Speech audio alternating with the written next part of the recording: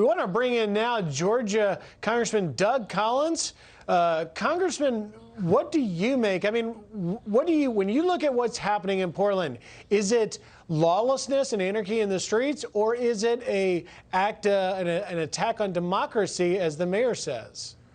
Well, I'm not sure what the mayor actually understands democracy to be. I mean, riots and peaceful protests are two different things. When you're destroying $23 million worth of property, when you're burning buildings, when you have absolute chaos in your street, he doesn't understand the very basics of government, and that government is there to keep and have in place a civil order so that people can feel safe in their communities. There's no way this mayor can feel and say to the people of Portland that you are safe and that you can go out and do the things that people of freedom under our law and civil order of government can do. This is just disgraceful that a mayor would believe that anarchy is the way it's looking right now is actually normal. And to attack the president for your own failures, mayor, look around your city. It is burning because you are the mayor. You need to take responsibility. The president is actually trying to help, and DHS is trying to help, because they're not going to turn a blind eye to those who want to wantonly destroy property. This is not about civil protest. This is about destruction and lawlessness. The mayor of Portland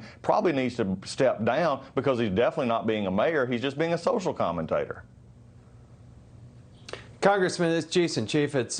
You sit on the House Judiciary Committee. Does Nancy Pelosi and Jerry Nadler, the chairman of that committee, or any other committee in Congress, are they bringing in any of these Democratic governors, attorney generals, any of the people that are mayors, say, of Portland or Chicago or New York? Are they having any sort of hearings or emergency meetings about the violence, the riots, the things that are going on? Is any of that happening in Washington, D.C.?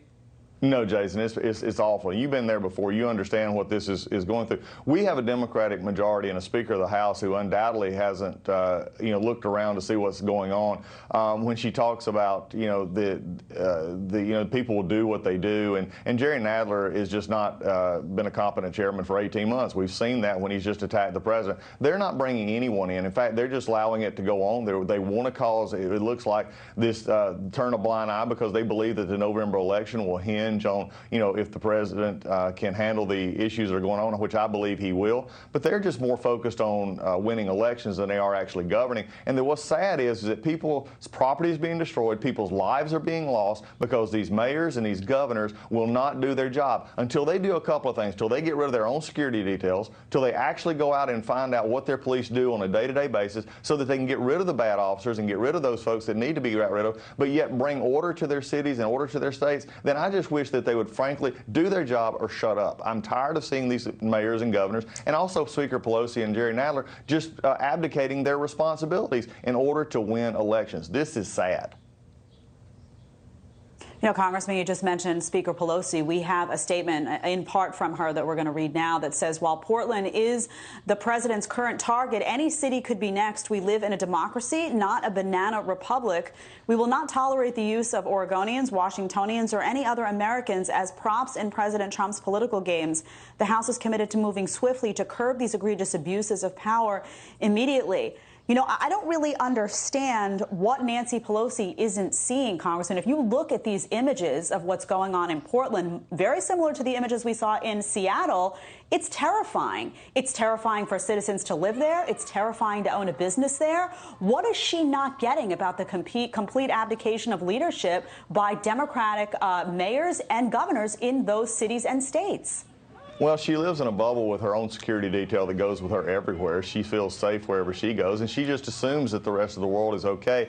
These are not civil protests. I'm not sure. Maybe she needs to have an eye exam on Monday instead of, coming to work, because right now, when you look at this, there's no way that you can see this as normal. There's no way that any city in this country or any state can allow this to continue. And what is right now is happening is again, notice what is happening. Instead of dealing with the issues and the problems of those who are causing destruction and causing terror in these cities, she is focused on a election with President Trump. She's the one that's actually abdicated her responsibility. We've seen it in how she's run the House for the last 18 months. She won't even let us come back and have regular debates in order. She keeps everything closed up, and then she turns around and attacks the president when it is these folks who are in these cities and these Democratic mayors and governors who are allowing this to happen and then blaming the president for it. Look, when you don't know how to do something, either get out of the way and let somebody who knows how to control this happen, or just quit quit complaining about to other people. We've got to get law and order back here, and that means that everybody's rights are taken care of. Civil protests are the hallmark of our country. They are what we absolutely have because that's how we express ourselves to the government. But wanton destruction of property and riots, that's criminal activity. And the mayor of Portland and the Speaker of the House share one thing in common. They're blind to the realities of their streets because they're so focused on a political agenda they can't help their people. Congressman, I think Speaker Pelosi and many others are criticizing. They saw on social media a video of officers, federal officers with no name tag, putting individuals suspected of destroying property in unmarked vans. They haven't run from that, the administration, DHS. They say these are necessary tactics for the safety of the officers, and these were individuals suspected. We'll see how it plays out. I want to move forward, though, into this coming week because you guys are back in session along with the Senate. Senate Majority Leader Mitch McConnell going to roll out his phase 4 coronavirus relief package coming up next. There's quite a lot of disagreement. Where do you see things headed tomorrow? Well, I hope that there's more discussion about what's going on. I think as we look ahead to this possibility, there's areas in which we can come into agreement on, especially in dealing with maybe some of our smallest businesses, dealing still in some of my areas with the service industries and others that are still trying to come back.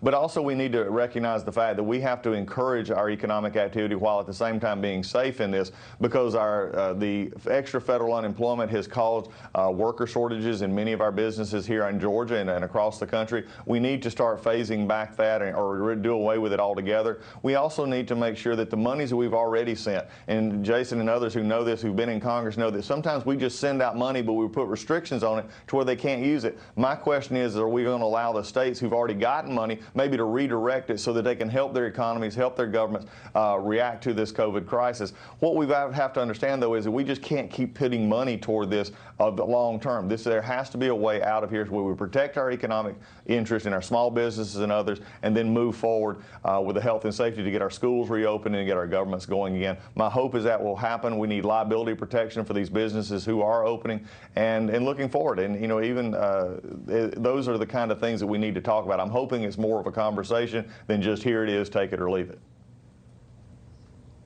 Congressman, shifting gears just a little bit to the very sad recent news of the passing of Congressman John Lewis. We'd just like to give you a chance to honor and remember your colleague. Well, he's just an amazing man here from Georgia, and I share a very special memory. In 1987, I was an intern in Washington, D.C., and every morning I would get on the elevator in Cannon Office Building, and it seemed like Congressman Lewis John would get on the elevator with me, and we shared some really interesting times. We'd go to the same floor. We would share, both being from Georgia.